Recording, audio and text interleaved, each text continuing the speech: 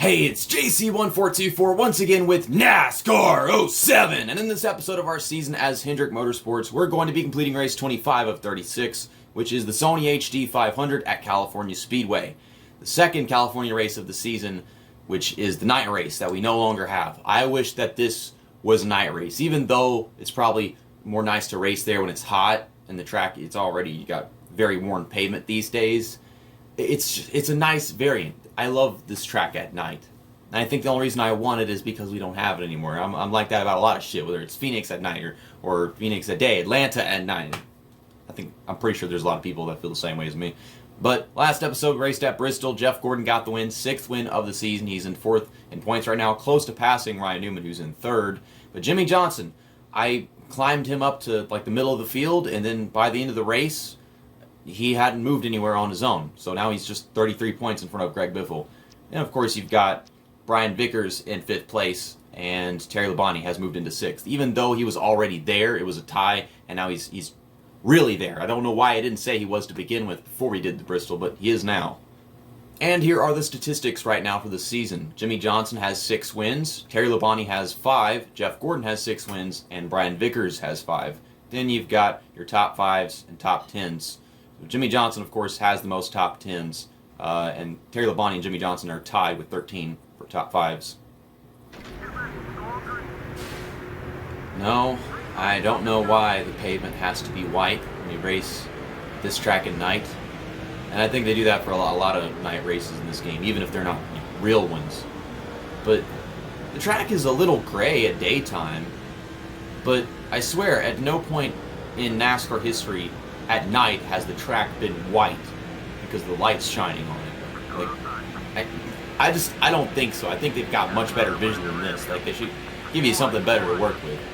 Kurt Busch is our leader right now, and I'm gonna move the field. I see Terry Labonte, and he's in the middle, but he's at the bottom, so maybe he can move forward on his own. But I've got to get Jimmie Johnson up there and pass Greg Biffle for sure. Hopefully Newman's not doing too hot.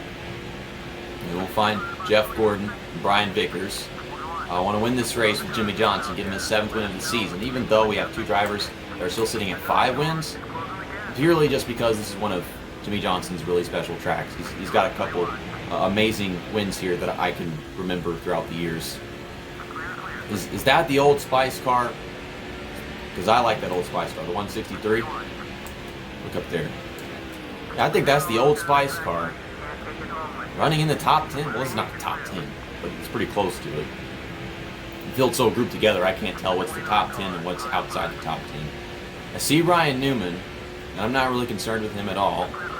Biffle is... I think Biffle's in 2nd place, and he's got Mark Martin right behind him, Kurt Busch in front of him.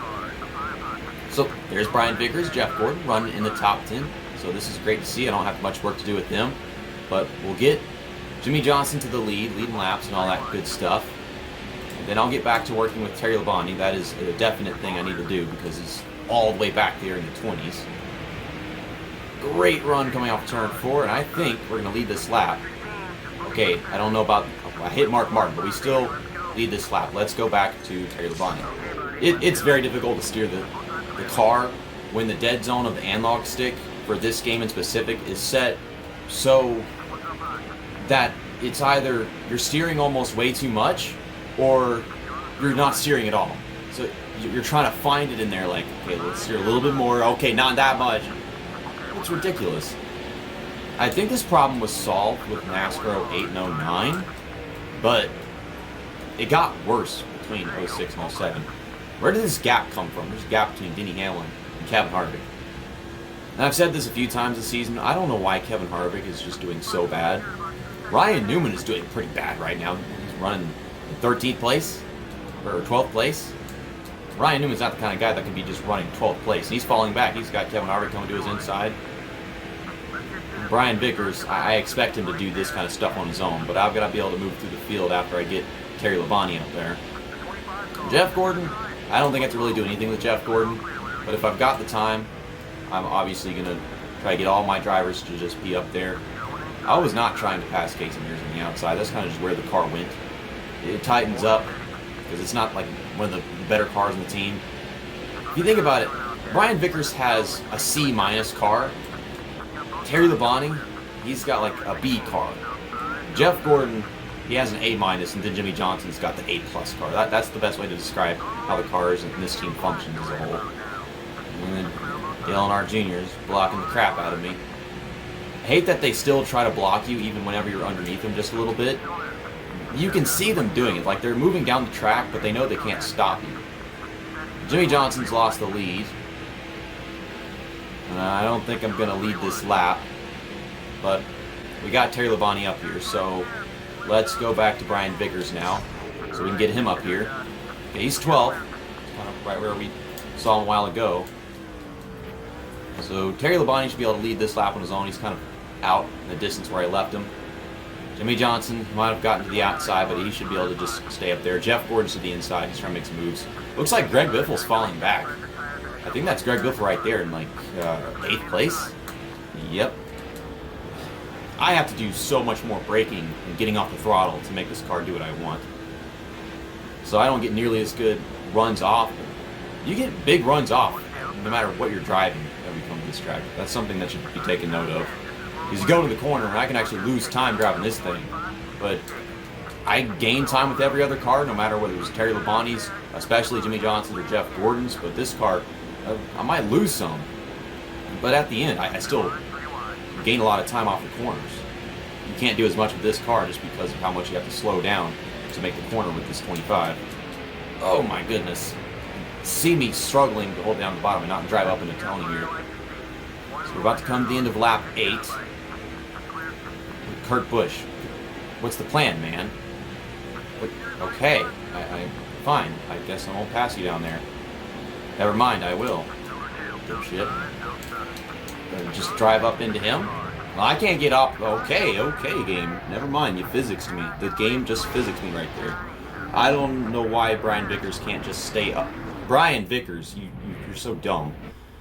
I mean, I'm dumb for trying to run into somebody and knock them out of the way for blocking me, but you get stuck to them. I don't even know. How do you get stuck to somebody?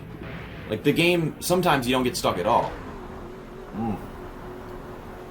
Well, I'm going to pit, because we're halfway through the race. They should all go down with me. And they do, so let's not be some dumb pit strategy race. So, it's all green flag racing, it's all track position. There's no pit strategy involved in this one. Not repairing the damage. I mean, I don't know if we really have too much damage with Brian Vickers. We're going to take out some wedge, because I know we still got work to do with this guy. We get our 4 tires and our full tank of fuel. This is one of those situations where you can't take 2 tires, because you can usually get away with it at quite a few tracks in the EA Sports NASCAR games because they're not too harsh on tire wear in most places. But under a caution, the field is all grouped together, so they can really get on you if you don't have as good tires in them, especially at restarts. So we're going to need our 4 tires. That hood is bashed up, the back end's bashed up. We're going to be terrible at this restart, but we got fresh tires.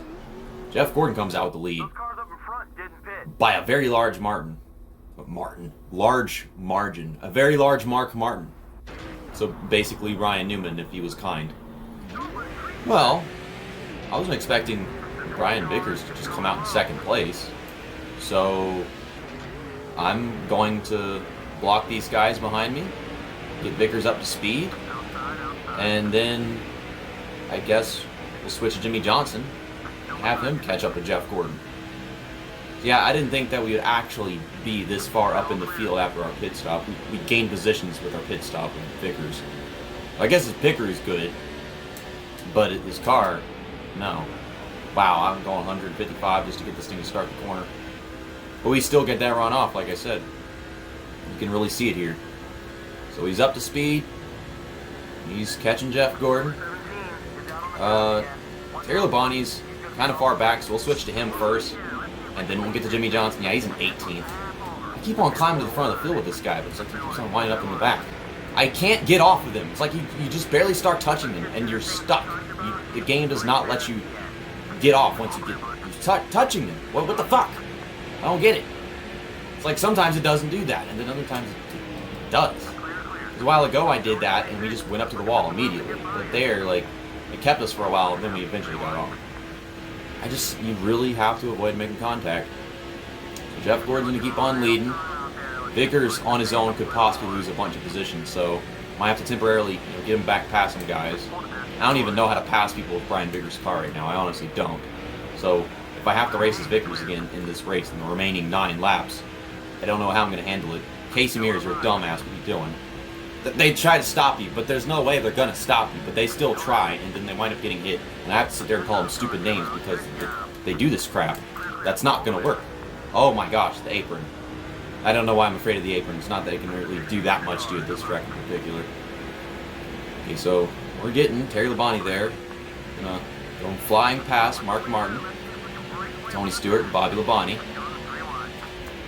I think we need to get Terry Labonte up into the lead. He probably needs it the most right now. I might have pushed Brian Vickers to the outside. No, he's good. He's still right there in 3rd.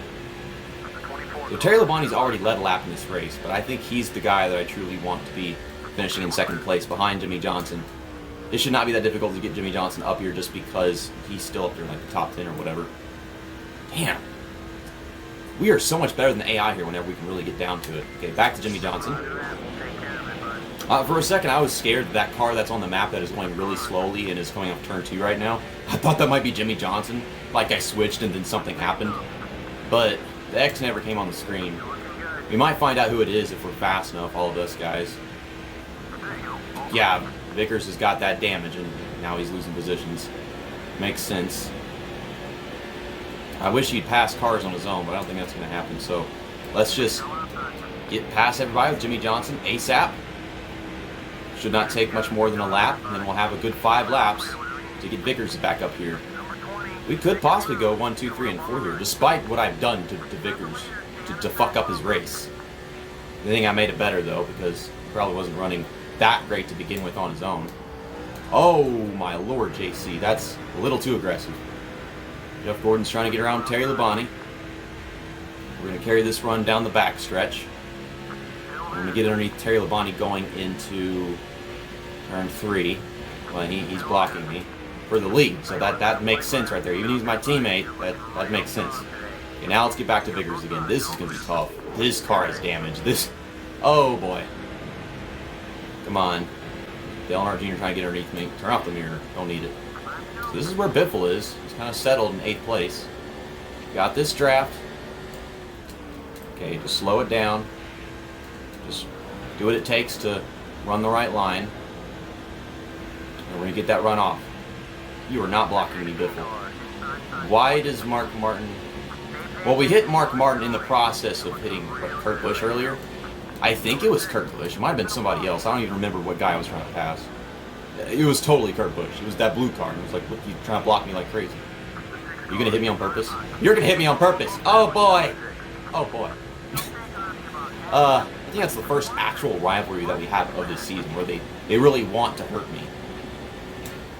As if we have not had enough hurt in this race, though. What? Okay. It's like, I have to smash them brakes, and I gotta let out that gas really hard. But by doing so much shit to my car going to the corner, it's like, it can't handle my strength, my talent. So it's like, you can only do so much of the car. You have to settle for something, I guess. We've got time. Jimmie Johnson's still leading this. This car is putting up a fight. But our guys are still 1, 2, and 3. Jeff Green is running in 6th place. I'm sorry to make you lose another position, but like, I gotta do what I gotta do. We are gonna figure out who that guy is that's way off the pace. He's not too off the pace because like 4 laps ago he was coming off of turn 2, half of the track before we did, and now he's in front of us. So I've seen way worse in these long races. I think that's Matt Kenseth. What happened to Matt Kenseth? Oh gosh, he's gonna hold up everybody. Okay, he's going to the outside. See, that's nice. Why y'all slowing down? What the hell? What? He's not in the way. Y'all just slowing down off the corner for no reason. This car's damaged enough as it is, you know. Okay, well, Kenseth's not our problem anymore. But I guess it's my problem because he's damaged my car permanently, as if it wasn't enough. Okay, let's catch back up to them. I don't know if I have enough time to get past Bobby Labonte and Tony Stewart. And then switch back to Jimmie Johnson so we can do some celebrating with him again. We're underneath Labonte. And oh god, oh god, oh my goodness. Never mind, let's not make progress. No progress. No progress at all. We're going to leave. No, switch. Gosh, the analog stick bullshit. Like, I wish it was the arrows, because this analog stick is just dumb. It's so terrible. Here we come off turn 4, this snow-covered paved racetrack or some shit. After having to climb to the lead multiple times with Jimmie Johnson and Terry Labonte, we get the 7th win of the season for Jimmie Johnson. And Vickers finishes 6th. It really could be worse than that.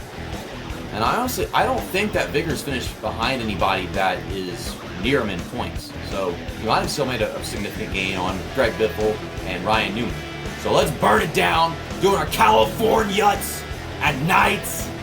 Californias at night. The point that I'm trying to make is it's more important that we focus on finishing in front of the drivers that Brian Vickers is closest to. And Tony Stewart, Bobby Labonte, they're both behind Vickers a good bit right now. Plus, Vickers led a lap. So how far ahead did we finish of all these guys? Biffle finished 11th, and Newman finished 12th.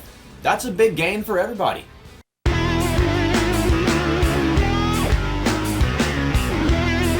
I have to admit, I was a bit hesitant on whether or not I should try winning Jimmie Johnson his 7th race of the season at California, but he should be winning there, and he's now 60 points further in the points lead of Greg Biffle. So that's a great recovery from what happened to him at Bristol in the last episode. Then Jeff Gordon, he cleared Ryan Newman. He's like 34 points ahead of him now. He is 47 behind Greg Biffle, so we could see Jeff Gordon get into 2nd just before the chase begins.